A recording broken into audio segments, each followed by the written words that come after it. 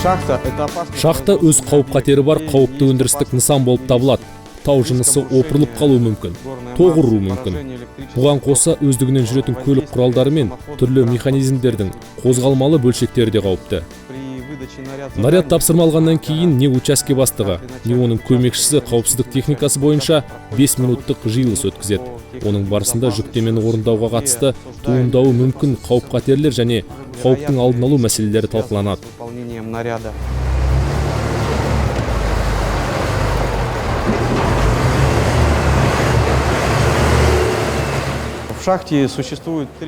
Шахтада 3 негізгі сигнал түрі бар. Олар дененің кеуде тұсында ұсталатын қолшам арқылы беріледі. Айнала берілген белгі тоқта деген сөзді. Жоғары төмен иә, ал көлденеңнен жоқ дегенді білдіреді. Сигнал нет.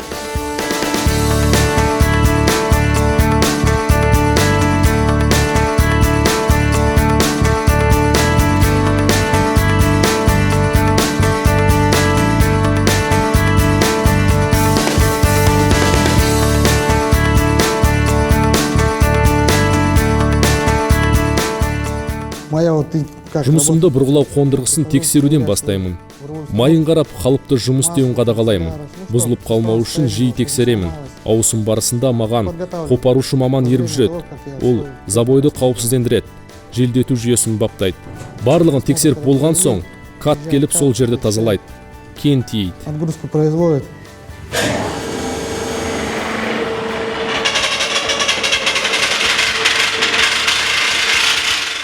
Ауысым барысында шамамен 96 шпур бұрғылаймыз. 96 метр. Біз бір бригадамыз. Мен бұрғылаймын. Ал қопарушы маман шпурды дайындап тұрады.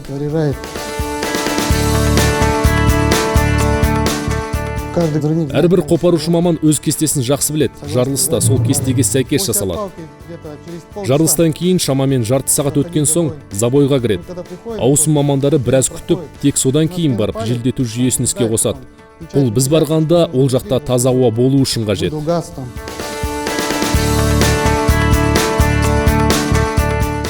Міне көріп тұрғандарыңызда өздеріне рамалар қоямыз. СУП 22 дейді. Осындай рамалардан 2 рама қойып, төбесін ағашпен бекітеміз. Ол мақсаты мына төбе жарылған жерлер құламау үшін, адамдардың қауіпсіздігі үшін. Бірісімен де 2 раманы қойып, ағашын бәрін қойып, 2 раманы қойып бекітеміз. Біздің участке 4 бригада бар. 4 бригадаға 600-620 рама беріледі. Соны 4 бригадаға бөліп қоямыз.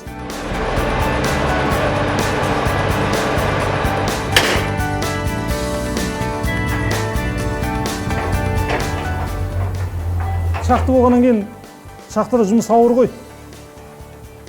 Жеңіл деп айта алмаймын. Қиындықтар болады, ыстық жерде болады. Осындай ауыр темірлер көтереміз, ауыр ағаштар көтереміз. Қасындағы әріптестерім Айтқожин Айбек, екіншісі жүргізуші Қазғасымұлы Талғат. Бірігіп жұмыс жасаймыз. Бір звеномыз.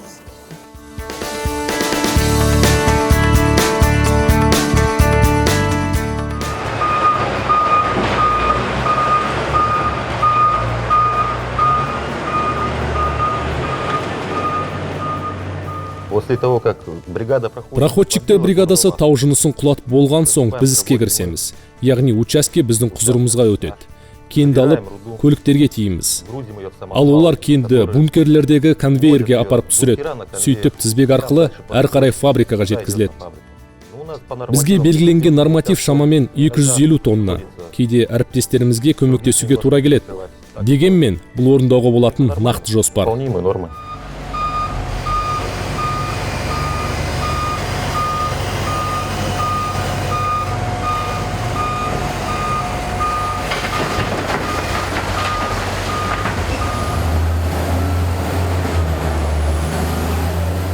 Машина, видите, большая.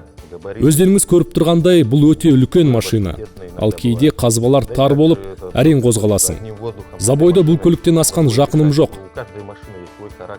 Әр көліктің өз мінезі бар десем қателеспеймін. Біздің кат қашанда ұрысқа дайын мықты әскери көлік секілді.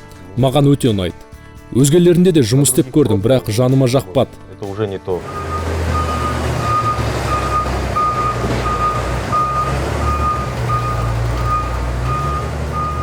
У нас скользящий Біз сырғымалы кесте бойынша жұмыс істейміз. Мен жұмысымды аяқтағаннан кейін менің орныма әріптестерім келеді. Ал мен 2 ауысымнан кейін қайтып келемін. Бізде 100-ден астам адам жұмыс істейді. Барлығы өзім секілді қарапайым жігіттер.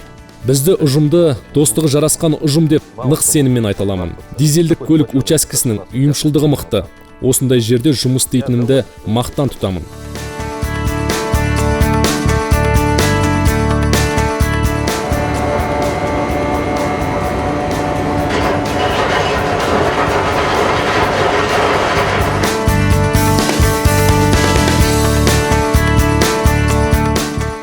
Біздің жұмысымыз жаңағы руда тасу палоктардан соны осы апракетке келіп төгеміз. Күніне 20 шақты состав руда аламыз. Күндік планымыз жаңағы 1300 тонна руда. Жұмысым жақсы, өзіме ұнайды. Енді анық еркектің жұмысы бұл істейтін. Бұл жерде шахтада анау славя адамдар жұмыс істейді деп айтамаймын. Еркектердің жұмысы, участогында жігіттердің жақсы, өзіміз әрқашанда жаңағы бір-бірімізбен түсінісеміз жұмысты, олар без қауіпсіз, қатесіз жұмыстарын орындайды.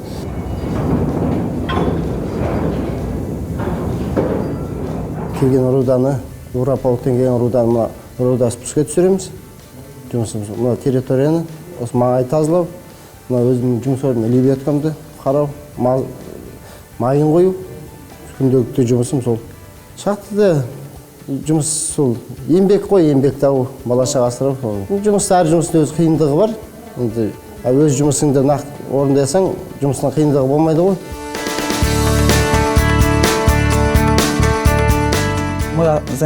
Біз кен тасымалдаумен айналысамыз. Ауысым барысында алынған кенді тасимыз. Жігіттердің барлығы жақсы жұмыс істейді. Жоспарды толық орындауға тырысамыз. Біз достығы жарасқан ұйымшыл ұжымбыз. Қашанда бір-бірімізді түсінуге тырысамыз. Басшылықпен де қарым-қатынасымыз жақсы. Мұның барлығы участке бастығына байланысты ғой. Ол өзін-өзі қалай ұстаса, қол астындағы қызметкерлер де солай жауап береді. Осы жұмыстың арқасында отбасы асырап отырмын. Балаларды оқыту керек дегендей. Барлық осы жұмыстың арқасында. Бұл жұмысқа үйренісіп кеттім және оны ауыстыру ойымда жоқ. И не хочу его менять.